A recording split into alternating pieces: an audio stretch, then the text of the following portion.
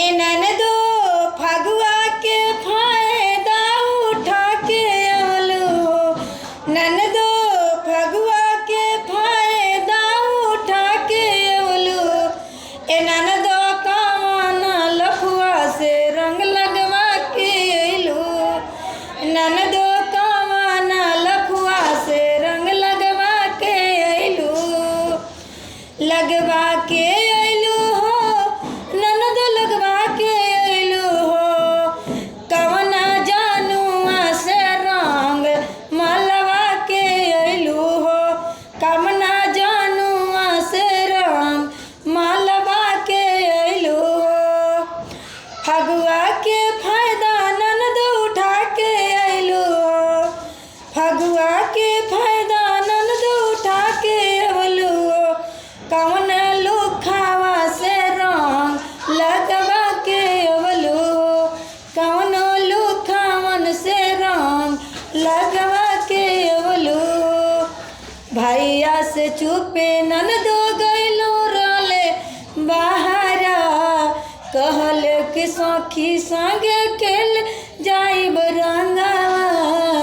भैया से चुपे ननदो गइल रहल बाहरवा हमरा से कह के गइलो सखी संगे खेल रंगवा ए ननदो कितना बहाना तू बना के गइला हो ए ननदो कितना बहाना तू बना के गइला हो ए ननदो कवना तू लफुआ से रंग लगवा के अइला हो ए ननदो कवना ईयर से रंग लगवा के अइला हो पूरे अंग अंग ननदो रंगवा लगइलन पूरे गलिया के रंग से लाले लाले कोइलन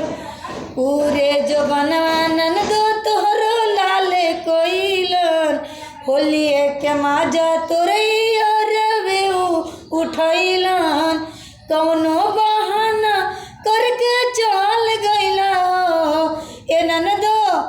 कौनो बहाना करके चल गइला हो ए ननदो कौना लफुआ से रंग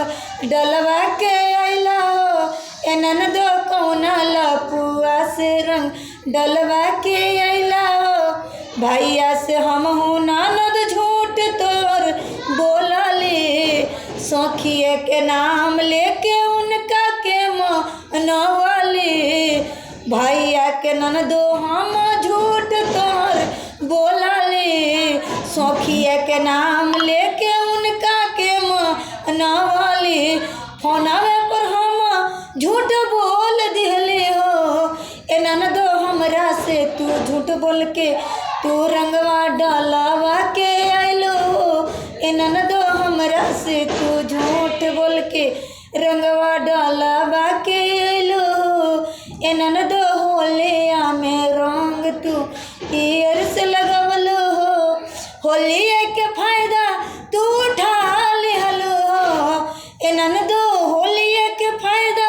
तू उठा लिहलो हो ए ननदो कौने लफुआ से रंग डलवा के अइलो हो ए ननदो कौने लफुआ से रंग डलवा के अइलो हो